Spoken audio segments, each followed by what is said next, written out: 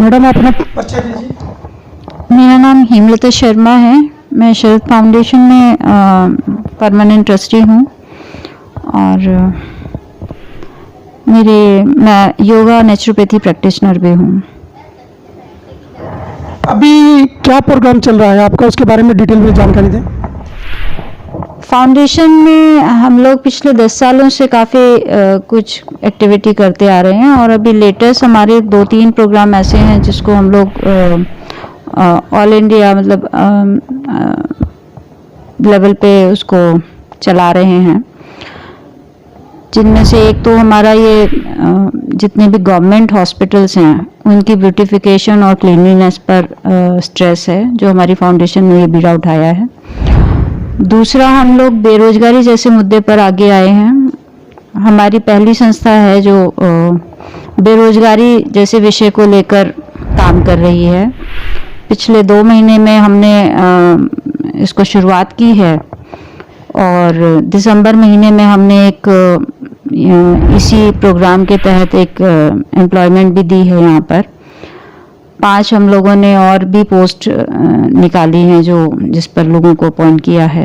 एक हमने छत्तीसगढ़ में प्रभारी भी बनाया है और आने वाले टाइम में हिसार और राजस्थान में भी बात चल रही है, जिसको कि हम लोग जल्दी इम्प्लीमेंट करने वाले हैं।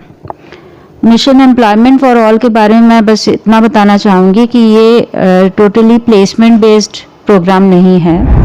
ये लगभग 4-4.5 हज़ार पन्नों का एक प्रोजेक्ट है, जिसको कि मैं धीरे धीरे समय के साथ अनफोल्ड करूँगी तो वो आप लोगों के सामने आता जाएगा। सब लोग पूछते हैं कि ये प्रोजेक्ट क्या है, प्रोजेक्ट सारा बता दीजिए। तो सारा बताना न तो 1 मिनट में संभव है और न बताने की मैं अभी सोच रखती हूँ। धीरे धीरे जब चीज़ें खुलेंगी तो वो सबके सामने अपने आप आएंगी। तो इस प्रोजेक्ट पे काम शुरू हो चुका है, अब देखते हैं कि कितनी कामयाबी मिलती है। अभी किस चीज़ पे फोकस दे रही हैं? अभी इसी प्रोजेक्ट को मैं ज़्यादा स्ट्रेस दे रही हूँ कि बेरोजगारी ऐसा मुद्दा है अभी ऑल इंडिया लेवल पे जो हमारे देश में एक विकराल रूप धारण कर चुका है। कोविड के टाइम पे जब मैं लोगों को खाना बांटने जाती थी, राशन यहाँ पर आते थे लोग लेने के लिए, तो मेरा मन इतना दुखता था उनको देखकर कि वो लोग भिखारी नहीं थे, लेकिन एक भिखारियों की तरह खाना लेने के लिए लाइन में खड़े होते थे, छीना झपटी करते थे।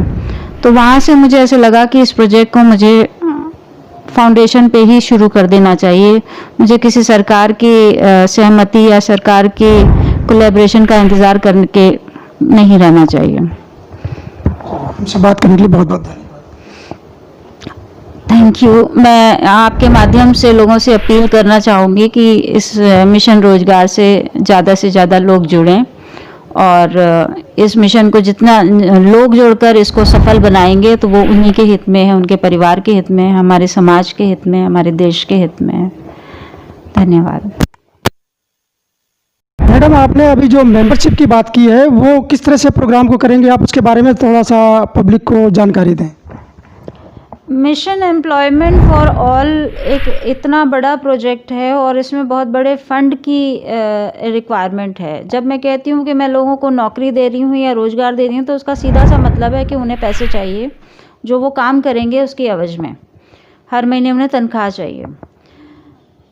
क्योंकि ये किसी सरकार के तहत नहीं हो रहा, ये फाउंडेशन अपने एंड पे कर रही है, लोगों के साथ मिलकर कर रही है, लोगों के लिए कर रही है। तो हम लोगों ने उनसे एक रिक्वेस्ट ज़रूर की है कि 1 रुपये प्रतिदिन का अगर वो योगदान सहयोग देते हैं, कोई ज़बरदस्ती नहीं है, लेकिन सहयोग अगर वो देते हैं तो इस मुहिम को आगे बढ़ाने में उनका बहुत बड़ा योगदान होगा।